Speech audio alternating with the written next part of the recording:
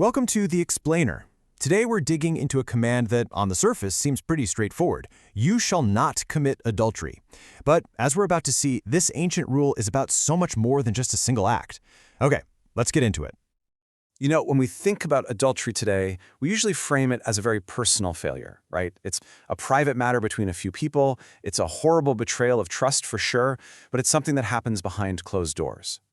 But to really get the original weight of this commandment, we have to go way back. Because in ancient Israel, this was not a private mistake. Not at all. It was a public crime, an offense that was seen as an attack on the entire community, and it carried the highest penalty possible. And that, of course, raises the big question. Why? Why was this act considered so destructive, so dangerous, that it demanded the death penalty? What was at stake that made the punishment so incredibly extreme? The book of Deuteronomy lays it out in no uncertain terms. The punishment was stoning. And get this, it wasn't carried out by some professional executioner in private. The whole community was required to participate. Now, the context here is absolutely crucial. Stoning was reserved for the worst of the worst, sins like divination, things that were believed to fundamentally rip apart the very fabric of society. The fact that it was done publicly right at the city gates and that it created this permanent mound of stones, well, that turned the punishment itself into a chilling, permanent lesson for everyone. To really, truly understand this level of severity, we have to look past the act itself. We have to go back, all the way back to the foundations of the biblical worldview, to the book of Genesis and the story of creation. In this way of seeing the world, the family isn't just a social convenience. It's viewed as the first, the most basic institution that God established. It's the sacred space where the divine process of creating and raising new life, the very order of creation, is supposed to happen. And that's why adultery was seen as such a cosmic problem. It wasn't just about breaking a rule. It was seen as a direct hit on the family. And if you destabilize the family, you destabilize the entire community. On the grandest scale, it was seen as a rebellion against God's design for how the world should work. But wait, there's another layer here, and this is fascinating. In the original Hebrew language of the Bible, the same word is often used for both adultery and idolatry. So, what in the world does cheating on your spouse have to do with worshiping a false god? Well, you have to picture the religious world of the ancient Near East. For a lot of the cultures surrounding Israel, religion was all tangled up with agriculture and fertility. Their worship of gods like Baal and Asherah often involved ritual sex, the idea being that it would magically make the gods bring a good harvest. So, you see what's going on?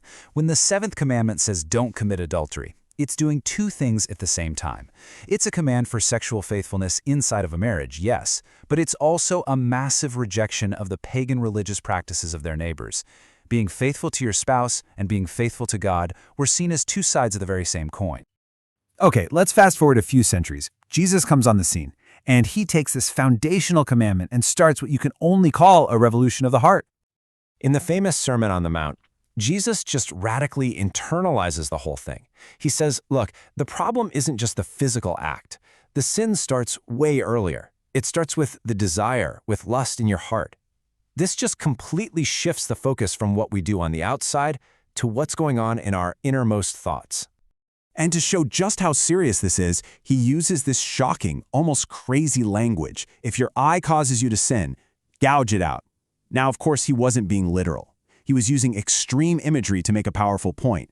Getting control of our inner world, the place where our actions come from, is incredibly important. We see this new, impossibly high standard play out in one of the most famous stories in the Gospels. A woman is caught in the act of adultery, and the religious leaders drag her in front of Jesus, basically to trap him. According to the law, she's supposed to be stoned. But Jesus just flips the script on them. After his legendary challenge, her accusers, one by one, drop their stones and walk away. And his response to her? It's the perfect summary of his whole approach. He doesn't condemn her, but he doesn't excuse the sin either. Instead, he offers grace as the fuel for a brand new start. So, you have this radical new ethic that's focused on the heart. Did it actually make a difference in the real world? Well, its effect on one of the most powerful empires in history was, frankly, profound. Okay, picture the Roman Empire, especially the upper class. It was a world of extreme sexual decadence. And the aristocratic men had a serious problem: finding a wife they could actually trust to produce legitimate heirs. In that environment, the steadfast, voluntary chastity of early Christian women was just revolutionary. Their integrity was so countercultural, so impressive, that it actually earned the respect of the Roman elite. It helped the new faith spread, not from the bottom up, but kind of from the top down. And all of this history, from ancient Israel to Jesus to the Roman Empire, it brings us right back here, to our world today. And it forces us to ask what this commandment really means for us now. I mean, when you look at the world-changing power this ethic used to have, and you put it next to some of our modern realities, like high divorce rates or the constant stream of scandals, it raises some pretty tough questions, right? Has the deep, society-shaping power of this teaching been lost somewhere along the way? And that leaves us with this final thought. In a culture that seems to treat relationships and commitments as more and more disposable, more temporary, what challenge does this ancient ideal of a sacred, life-altering, world-shaping commitment pose to the way we live our lives today?